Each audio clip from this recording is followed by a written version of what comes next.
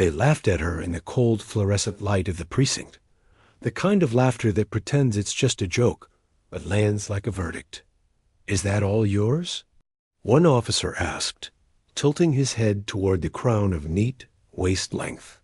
Box braids that Aliyah wore like a solar system precision pattern gravity.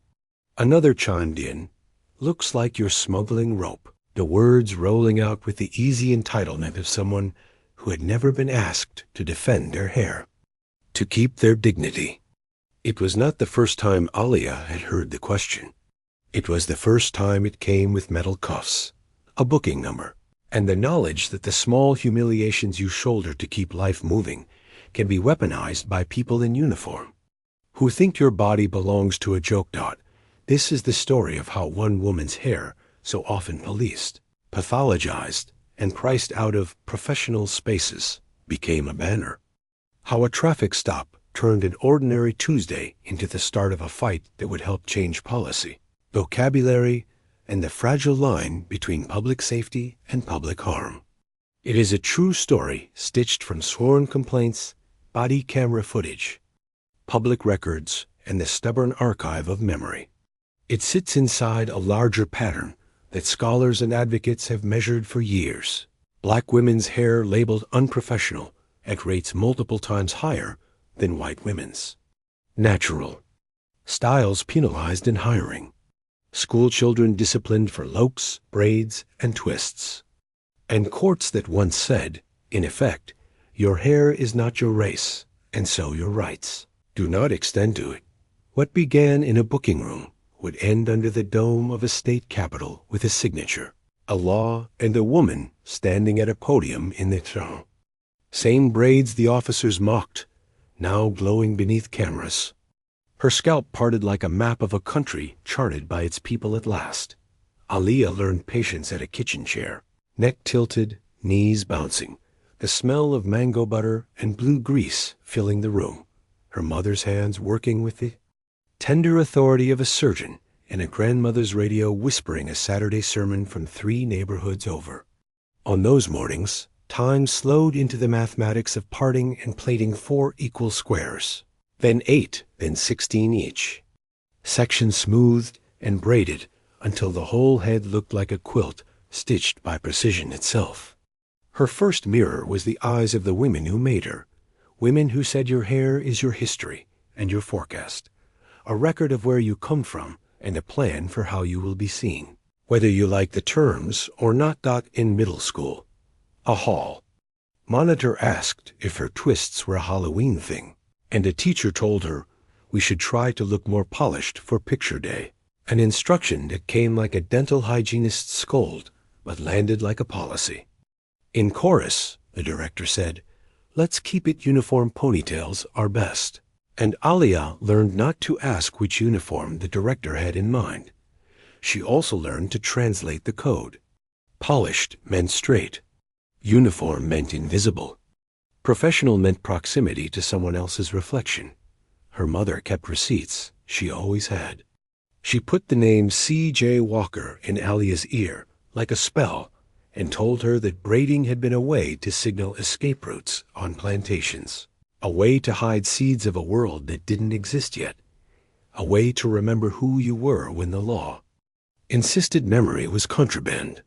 "Your scalp is a ledger," her mother said once, parting a line with the tail of a comb as sharp as a pencil. "It records what you've survived and what you owe to your future self." The world beyond the kitchen chair offered a different ledger. By the time Aliyah reached college, she found the research that made her suspicion quantifiable. She read studies showing that resumes with white-sounding names received significantly more callbacks than those with black-sounding names, identical credentials notwithstanding. She read surveys documenting how often black women altered their hair for job interviews 2/3. In some findings, straightening curls, hiding lokes, shortening braids, or choosing a low-profile protective style to avoid the risk of being dismissed on arrival. She learned the phrase hair discrimination and felt in her bones how strange it was to put 2 ordinary words together and get a phenomenon both so common and so rarely admitted in polite rooms. After graduation, she returned to her city, a place that called itself progressive in brochures and wore another face in municipal court, and took a job in customer operations at a utility, the kind of steady work that keeps the lights on for other people and offers just enough to keep yours on too. She wore her hair however she needed to wear it to get through her day's twists for summer, braids for winter, a twist out blown soft for meetings where she could feel the weight of the gaze across the table.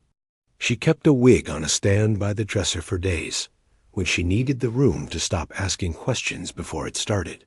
She did not like that compromise. She also liked paying rent.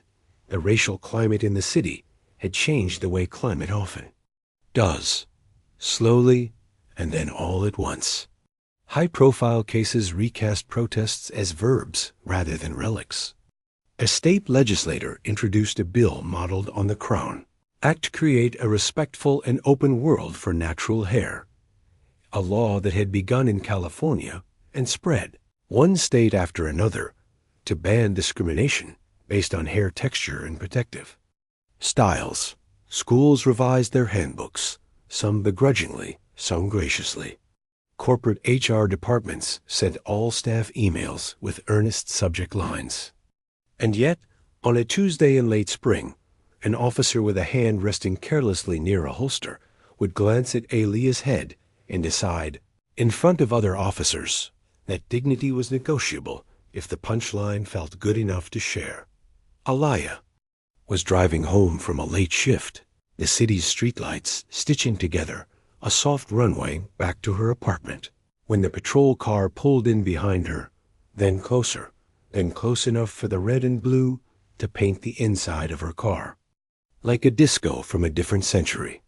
She pulled over, hands at 10 and 2, the litany unfurling under her breath like a prayer. Turn off the music, place your phone in the cup holder, camera out, roll down both windows, speak clearly, say yes officer and no officer, and do not ask questions that can be perceived as questions. The officer approached on the driver's side, a second one on the passenger's, shadows in a choreography the department trained to second nature. Evening, the first one said, license and registration. She handed both over and asked, carefully, may I know what I've been stopped for? He said, brake light, a charge she couldn't argue with or verify from the driver's seat. The second officer's flashlight swept across the interior and up to her face, and then, inexplicably, higher, toward the braids she had installed with a stylist on Sunday, each one like a sentence in a long, beautiful paragraph. You carrying anything in there? He said, the tone crossbred between teasing and interrogation. Looks heavy.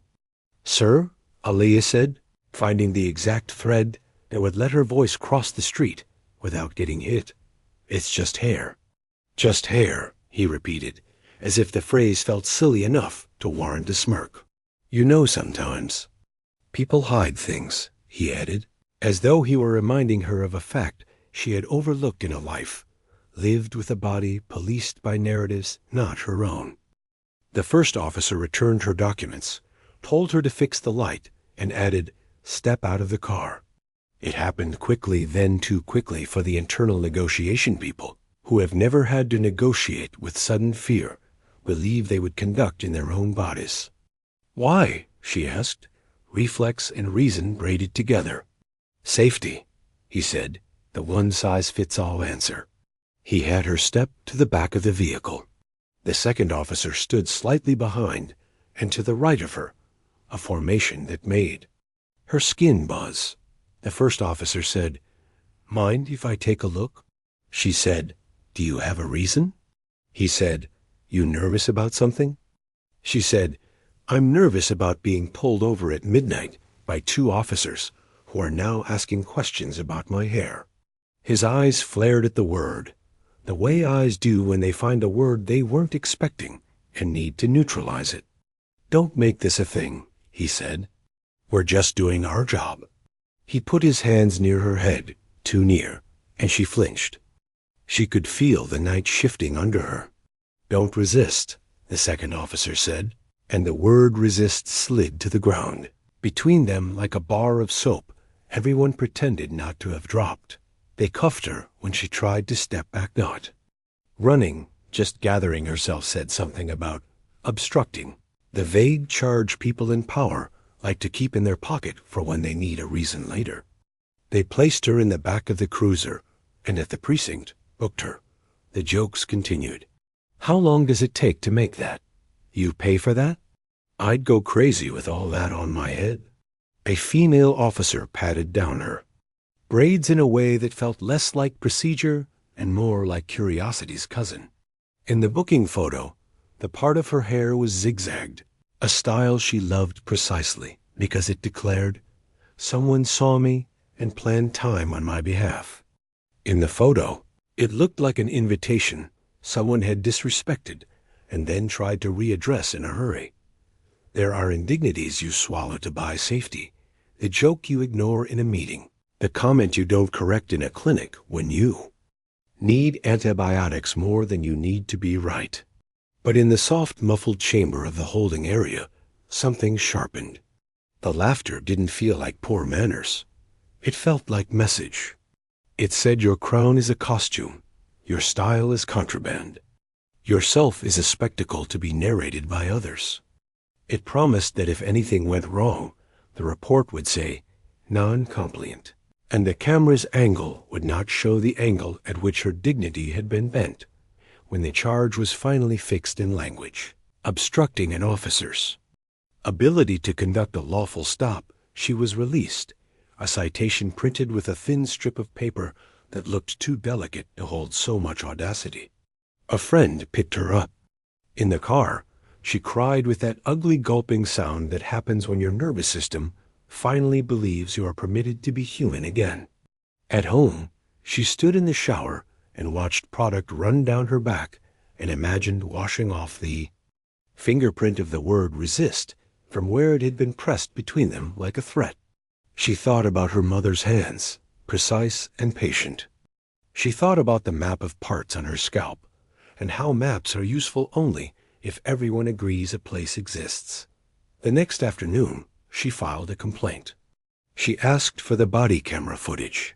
She told her story to a local advocacy group that specialized in turning an incident into language that institutions could not pretend they did not speak. She did not quit her job. She did not cancel her hair appointment the next month. She did not tell herself no to make it easier for someone else to say it later.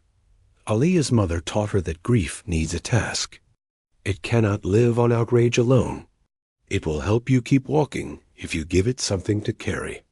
So when the advocacy group invited her to a meeting with a civil rights attorney who had worked on hair discrimination cases and knew how to navigate the narrow spaces where law, policy, and lived experience overlap, she said yes, with the kind of exhaustion that looks, from certain angles, like resolve. They built a plan with the steadying arithmetic of people who have done this before. Step 1. Secure and preserve the body camera footage before it could not be located. The administrative passive voice that has swallowed so many truths. Step 2. File a public records request for complaints against the two officers and any relevant training materials on searches and professional conduct in booking areas. Step 3. Tell the story first privately to the city's Civilian Oversight Board, then publicly, in a way that did not let the people who laughed at her convince the public she had done something that invited laughter. The footage, when it arrived, was both worse and more clarifying than memory. Worse because evidence does not soothe even when it vindicates. Clarifying because the camera had captured the tilt of the head, the jokes, the proximity of a hand, to a braid and the flinch that followed, the cuffs, and the moment where an officer used the word resist, like a seed he hoped would sprout if watered with the right paperwork. The Oversight Board opened an investigation. The department placed the officers on desk duty, a gesture that was part accountability, part optics. The union issued a statement that said the stop was lawful and professional, and that stats show hair can be used to conceal contraband, a sentence that performed a neat trick, taking the particular and flushing it with the general, like claiming an umbrella condones a storm. The attorney prepared a civil suit alleging violations of aliyahs, civil rights, and unlawful detention, and a pattern of unprofessional conduct that turned a routine stop into a performance of power. The city's press office did what press offices do, emphasized its commitment to community trust, referenced training and listening sessions, and bordered the whole message with bureaucratic hedges. Meanwhile, something larger was moving in the State House. The Crown Act, introduced by a coalition of legislators, advocates, and industry partners, had been gathering votes. Some versions had already been law in other states. In this one, it had stalled the previous year in committee, a casualty of political fatigue and a mistaken belief that hair was a frivolous frontier. Alea's story, painfully ordinary, and for that reason, powerfully legible, gave the F. Bill Abadi, the advocacy group, asked if she would testify. "It's not just about me," she said to the room as if apologizing, and an elder in the back shook her head and smiled. "Child," the woman said, "the point is that it is about you, and because it is about you, it is about all of us." She prepared by reading case law, including the 11th Circuit decision, in which a court held that an employer's ban on dreadlocks did not violate federal civil rights law because hairstyle was not an immutable trait, a legal contortion. That had made her dizzy when she first read it, and furious when she understood its consequences. She also read about the high school wrestler forced to cut his lokes in front of a gym full of people to be allowed to compete, and the school districts that had sent black children home for braids and twists and durags, and the police departments, with grooming policies that still framed natural styles as violations of professional appearance. Her testimony did not try to make a sociology lecture out of a violation. She told the story plainly. "They laughed," she said, and the room very gently held its breath. "They mocked what my mother's hands had made. They treated my scalp like a place they had jurisdiction over. They used the word resist when all I did was flinch." She described the humiliation of being patted down on her head by someone who believed their curiosity was a right. She described the booking photo and the jokes. She did not embellish. She did not yell. She found the key her voice fit and turned. The questions from the committee were predictable. Did the officers touch your hair? Did you feel physically threatened? Were you argumentative? She answered with the patience of a person who knows that even when the law is on your side, the room must be taught why it should care. She added context, research documenting how often black women alter their hair for interviews, surveys showing the economic and emotional costs of policing texture and style, data from states that had passed versions of the Crown Act without the skies falling. She ended with a sentence she had workshopped in her bathroom mirror. "My hair is not contraband. It is living proof of care, culture, and choice. When you mock it, you try to make me choose between my safety and my selfhood. A decent society should not require that exchange." The clip traveled. It landed in phones and on local news, and in the inboxes of people who had never thought of hair as anything but an accessory, and were startled to learn it could be a battleground. It also landed with officers who did their jobs with care and hen, who understood that the badge loses nothing by respecting the person in front of it. A young officer wrote to her anonymously and apologized for his profession's failure. A sergeant wrote to say she had begun rewriting her precinct's booking room guidelines. A school counselor invited her to talk to students about dignity, not in the abstract, but as a daily practice that prepares you to defend it when necessary. The morning of the vote arrived cold and bright, the kind of winter day that makes even stone buildings look like they're inhaling. The rotunda filled with people who had made this their work: lawyers, barbers, stylists, parents, children, with beads clacking like punctuation marks, pastors, activists, and a smiling representative who had introduced the bill 3 times and was finally, mercifully, about to walk it the last 10 yards. In the gallery, Alaya sat with her mother and the elder who had told her, so sweet and so stern that her story was exactly the point. The debate on the floor followed the grooves you might expect. Supporters framed the bill as simple fairness. Hair based on race and culture should not be grounds for exclusion or punishment.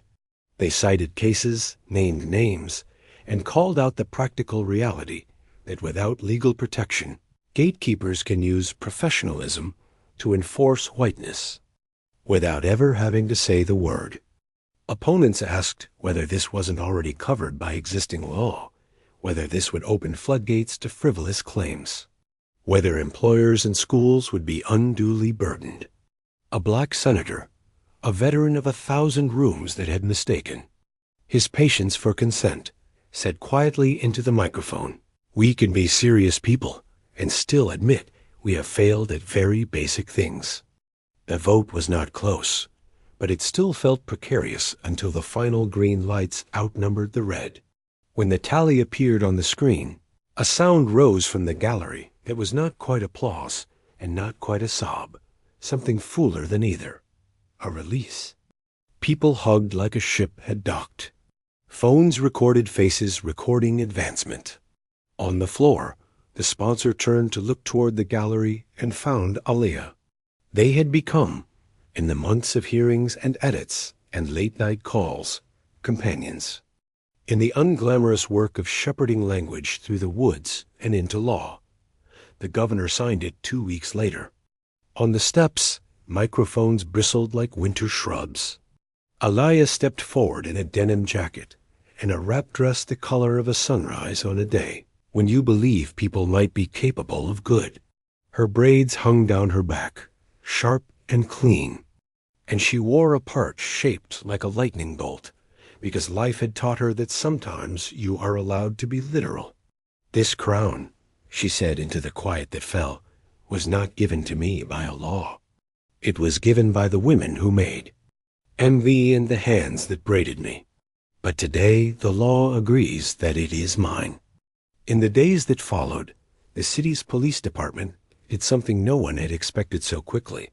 It released revised guidance for stops and booking room conduct, clarifying that hair-based comments are unprofessional, that hair searches require specific articulable suspicion and must be conducted with care by trained personnel, that body-worn cameras are to remain on, that dignity is not ornamental to safety, but part of it. It wasn't perfect. It was public. It could be used as a lever. Media outlets, hungry for symbols, did what media outlets do. They found images and told stories. Some were clumsy, some were generous. Aliyah's booking photo, leaked and then properly released after her attorney's complaint, was printed next to a photo of her at the Capitol, the visual juxtaposition doing the quick work of telling people, this is what humiliation looks like, and this is what reclamation looks like. And if you think you are entitled to one, you should also consider your obligation to the other. She received hate mail, of course. That is also part of the story. But the tide carried other things. A school board in a neighboring district that rewrote its dress code to ban hair discrimination.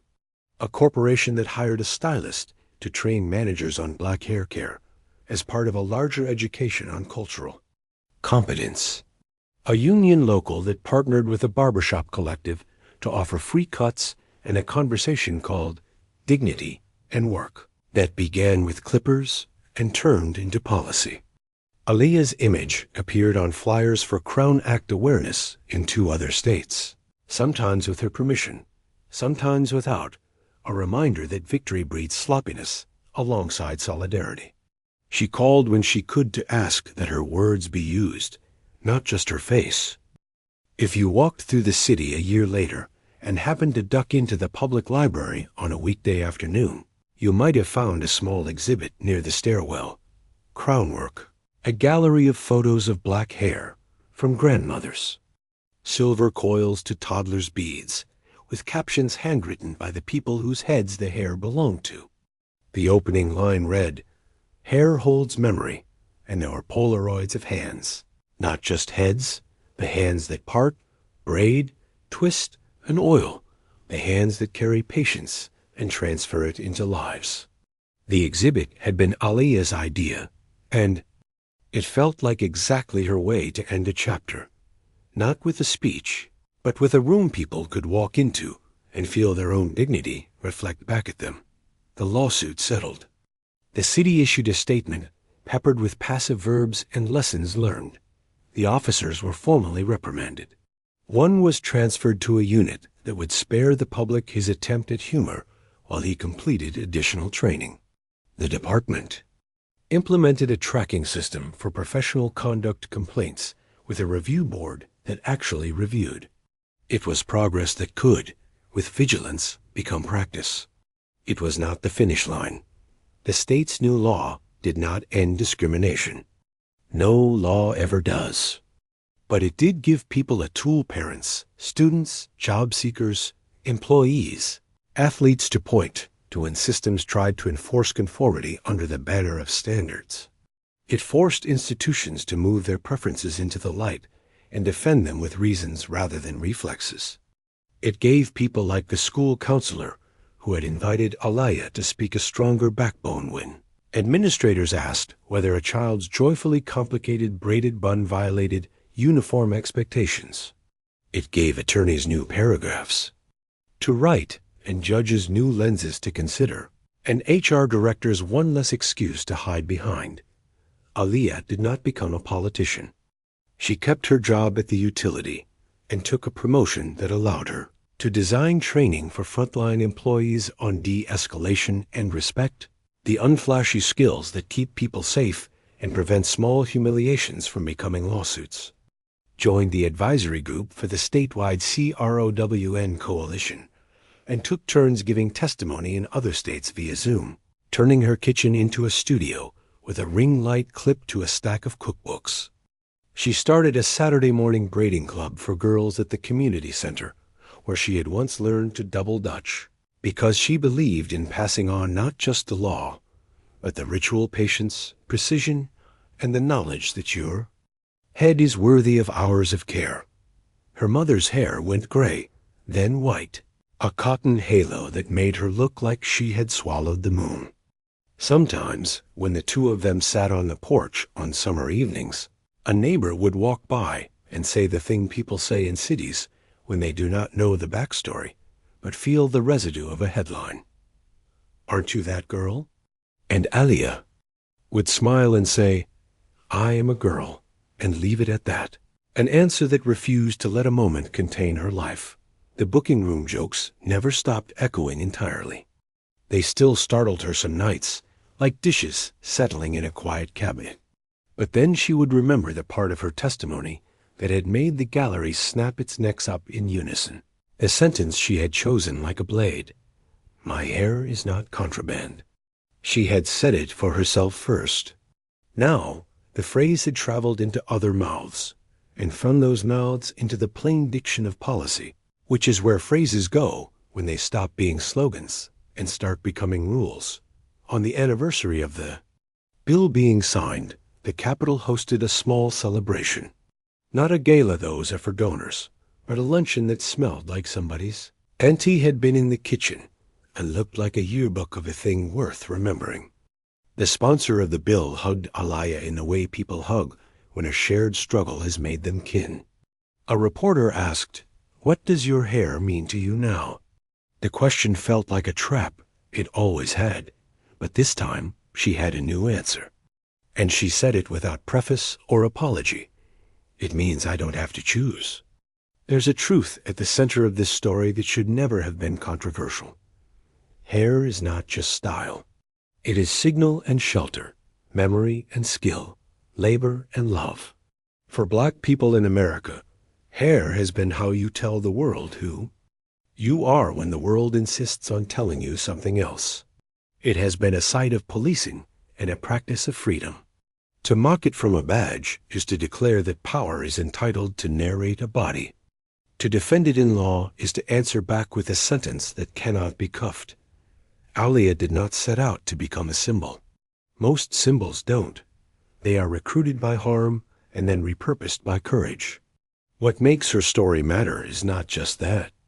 It ends with a law, but that it insists on something bigger than legal compliance, the right to be oneself without the daily tax of anticipation, the right for a child to show up at school with the hair they slept in and still be treated as a person with a day to learn, the right for a worker to walk into a hiring manager's office and be assessed on their ability to do the job, not on how closely their scalp conforms to a standard nobody ever publicly defended. The work is not finished. Laws drift without vigilance. Policies erode without practice. But the map has changed. The park has been drawn. There is now a visible path from a booking room laugh to a statute book sentence. And that path runs through people who said what happened to them and demanded that it stop happening to others. If you want to honor that work, learn the names of VAE, the levers in your own community school boards, HR manuals, union bylaws, policy drafts, and pull them with the steady patience of a hand parting hair on a Saturday morning. Make space. Make rules. Make it normal. And when someone asks, as they always will, is that all yours? You can tell them the truest answer there is, yes, and now it belongs to all of us.